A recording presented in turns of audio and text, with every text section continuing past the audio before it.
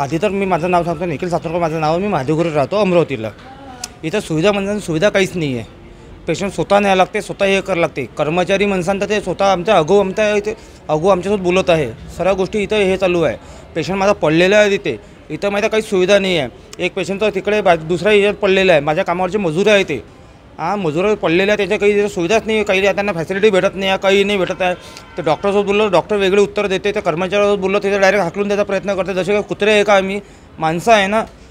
सरकारी दवाखाना आहे, सरकारी दवाखान्यात तसे आमच्यासाठी हे सुविधा उपलब्ध झाल्या पाहिजे ना.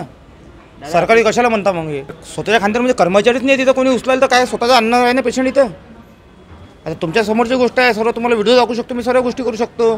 सुविधा म्हणजे पेशंटला चांगली फॅसिलिटी मिळायला पाहिजे ना. ते फॅसिलिटी तुम्ही चला व्हिडिओ घ्या आतमध्ये, पेशंटला फॅसिलिटी आहे का काय आहे ते, कुठचे कर्मचारी आहे काय ते दारू पिऊन तिथे माहिती आहे का आतमध्ये येते, कोणी काही करून आलं, कोणी काही करून आलं.